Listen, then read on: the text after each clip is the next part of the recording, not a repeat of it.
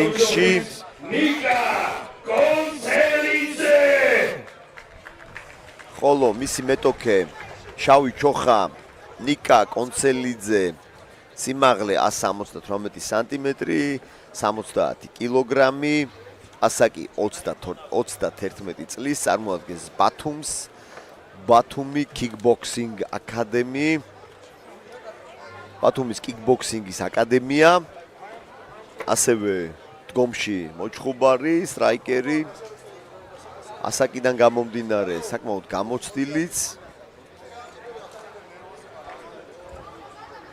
წარმოგიდგენთ მებრძოლი დევიდ შოხიც ისო 1 წლისა წონა 70 კილოგრამის სიმაღლე 174 სანტიმეტრი მებრძოლი ქალაქი და თბილისიდან წარმოადგენს კლუბს ჩიკი ლუკა სიმისტარიშვილი ფესტივალის მებრძოლებს მებრძოლი შავი ჩოხით ისო 1 წლისა სიმაღლე 178 სანტიმეტრი წონა 70 კილოგრამი მებრძოლი ბათუმიდან წარმოადგენს ბათუმის კიკბოქსინგის აკადემიას ნიკა კონცელიძე.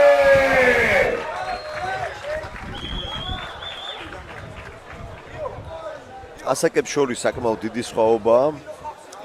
ანუ გამოცდილება საკმაოდ დიდი აქვს ნიკა კონცელიძეს. ვნახოთ რას დაუპირისპირებს ლუკა ძიმისტარიშვილი კონცელიძეს გამოცდილებას. ეს არის პროფესიონალური ორთაბრძოლები, შესაძლებელია იდაყვით, ასევე მუხლის თავში დარტყმა, ასევე გდება. ასე რომ ყველაფერია მოსალოდნელი მსგავს ბრძოლებში ერთი დარტყმა სulis. გამოცდილი მებრძოლია ყველაფერს. GFC-შიც აქვს ბრძოლა ჩატარებული. MMA-ში. კარგად პრესავს ეხლა და ფეხს უთიშავს. რასაც ჯერჯერობით ვერაფერს ვერ უპირისპირებს ლუკა. ეს ბოლო წუთებში მოხდა ცვლილება. სხვა მებრძოლს უნდა ებრძოლა კონცელიძესთან. ლუკა შონია უნდა ეჭხობა, მაგრამ მიიღო ტრავმა და ჩაანაცვლა. ეხლა უთიშავს წინა ფეხს, რაც ძალიან ლოგიკურია. წნომი საკმაოდ დიდი აქვს. კონცელიძეს და ეხლა დაუჭირა ფეხი, თუმცა უშედეგოდ. აუცილებელია პასუხის გაცემა მსგავს შეტევებზე, რადგან წინა შემთხვევაში დაზიანდება ფეხები, დაზიანდება ბარძაყი და გადაადგილება გახდება შეუძლებელი მეორე მესამე რაუნდში, ამიტომ წითელმა ჩოხამ უნდა მოიკრიბოს ზალა, თითქოს შეკრულია, ვერ გაიხსნა. ხო, აი შეიძლება ესეთ დონის ტურნირზე მისი პირველი შეჯიბრია და ცოტათი დაძაბულიც არის. დებიუტანტია. ბრძოლები ჩატარებული ნახევარში, უბრალოდ გამოცდილი ეს პირველი ამ სტილში პირველი ჩხუბია პლუს. უნდა გადაადგილდეს ფეხი წვერებზე. უნდა იმოძრაოს, ეს არის აუცილებელი, რადგან თავი აარიდოს იმ ზიანს, რასაც ეხლა გაცვლები.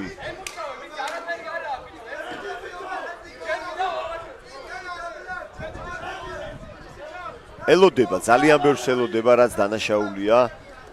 არაფრით არ შეიძლება. მიცა რითმი და უკვე თითქოს კონცელიძე აკონტროლებს ტემპს, რინგსაც, მუშაობს და ცენტრსაც. და აწება, იღებს ქულებს, პასუხს არ აკეთებს. ძიმისტარიშვილი გომი შეცვალა. ხში წინა ფეხს უმუშავებს უკვე. დაახლოებით 10-ზე მეტი დარტყმა გააკეთა წინა ფეხში. შეიძლება ხელით უპასუხოს. შეიძლება აჩვევს და შემდეგ უკვე ჩანაფიქრი აქვს. როგორც კონცელიძეს შანიძე ასლანოვის ბრძოლაში. თუმცა კონცელიძე არიღლება. გასხოვებით ასლანოვი მიასკდა თელი ენერგიები დახარჯა პირველ რაუნდში. კონცელიძე აკონტროლებს, ქულებს იღებს, არ ცდილობს ნოკაუტზე მუშაობას. გამოცდილი მებრძოლია კონცელიძე.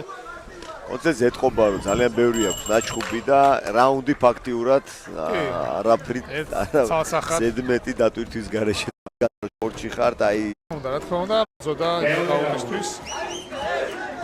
თითქოს გააქტიურდა. გამოცოცხლა ცოტათი. მარჯვენა დაიწყო მოძრაობა თუმცა წინ უნდა იაროს. წინ უნდა იაროს პირიქით, ვერ იმიტომ რომ ფეხის დისტანციაზე მოასწრებს კონცერტზე გასვლას. რომც მოარტყას ესეთი ზიანის მიყენებელი არ იქნება ეს დარტყმა, იმიტომ ნახეთ კონცერტზე აკონტროლებს დისტანციას და სიმაღლითაც და წვომითაც აღემატება. უნდა შევიდეს. კი, ახლა 3-4-იანი აი გადახრებით უნდა შევიდეს. წინახელით რო გამოუვა რაღაც. ვიპრესოს შეიძლება ტანი თავი იმუშაოს ჯო. მოიტაის სტილს ჭუბობს კონცერტზე. თორსტები რუსეთში ვარჯიშობდა.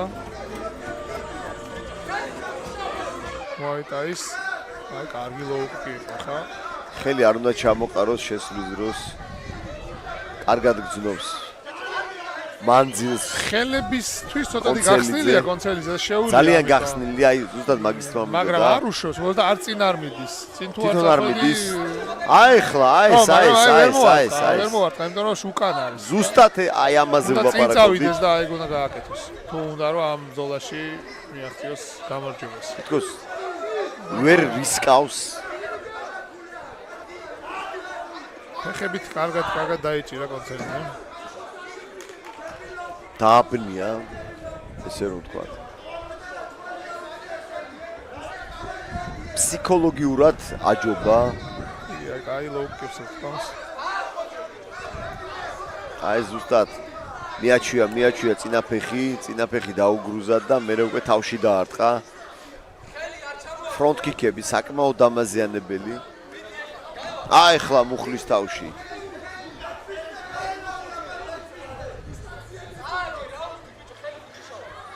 ესე ტრავმას მიიღებს ლუკა ძიმისტარიშვილი, თუ ესე გააგზელა, წინაფეხი პრაქტიკულად დაებეჟება.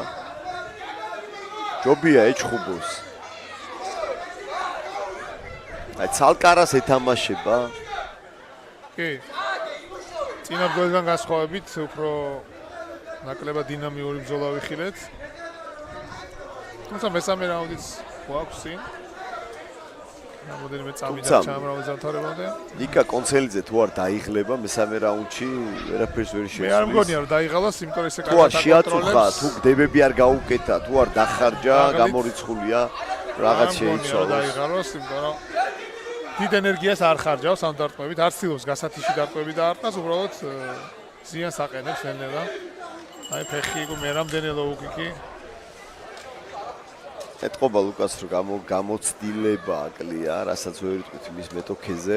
კი, აშკარად, ბევრად გამოცდილება. ხშირად ედო ესეც ხდება ხოლმე, რომ უყურებენ ბიჭები მოწინააღმდეგის ბრძოლებს, ნოკაუტებს და მერე გაიგრუზავენ საკუთარ თავს. თავის შესაძლებლობებს ბრძოლა შემოატრიალოს. მიაქვს.ობით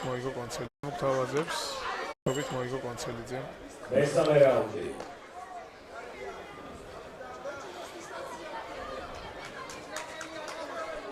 ახლა რა შემოგთავაზებს? ახლა ლიბერკიკი.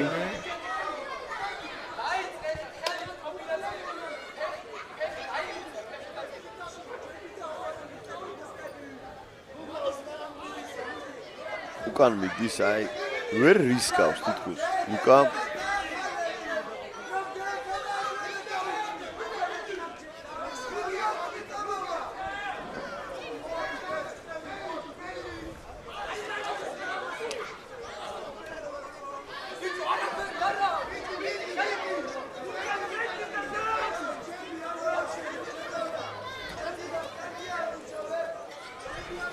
წინა ბრძოლისგან განსხვავებით თითქოს ტემპი ძალიან დავარდა, რითმატიკა ბრძოლების. ძალიან დინამიური ორი ბრძოლა ვიხილეთ. პრინციპში მივეჩვიეთ ადრენალინს. სულ მებრძოლის კო ძალიან სწრაფი იყო, ძალიან ბევრი კომბინაციები. სლავოვის შანიზის ბრძოლა ძალიან აგრესიული, გაცვლები. ვიხილეთ ნოკაუტი. ორი ნოკაუტი იყო.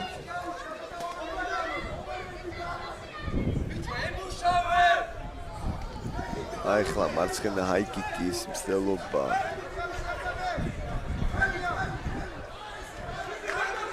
კონცელიძეს არაფერი არ აქვს გასარისკი. ჯიბეში უდეს ორი რაუნდი და მესამეც ისე მიაქვს რომ ხელი არ მოხვედრია, არც ფეხი. ხანი ქონდა პაუზა და დასაბრუნებლად აი ხლა კარგი ოვერი კონცერტის გაიხსნა. შესრულებით. ახლა გააქტიურდება სავარაუდოდ ბოლო წუთებზე რომ ჰაილაითები დადოს თვითონ.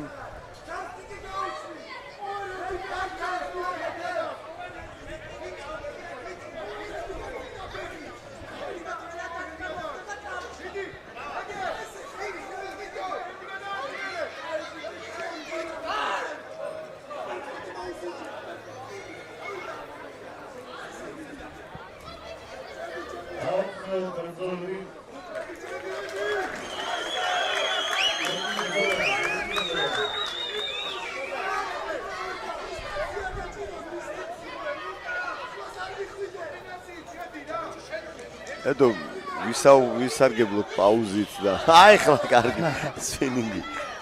ბრეივზე რამდენი ქართველი ჩხუბობს რომ ბრეივზე ჩხუბობს 8 ქართველი ვახტები. ბოლო მონაცემებით 8 მებრძოლი იქნება. და შენ ხამარზე იქნება რეზულტატები რო არ რაული. გაგვანდობ რეზულტატებს რას ფიქრობ? რა ვიცი. წესით მათ შორის ჩვენი ლეგენდარული მოჭიდავე რაულ ბექა ღვინიაშვილი. ბექა ღვინიაშვილი თავის დებიუტს ატარებს ბრეივში, ასევე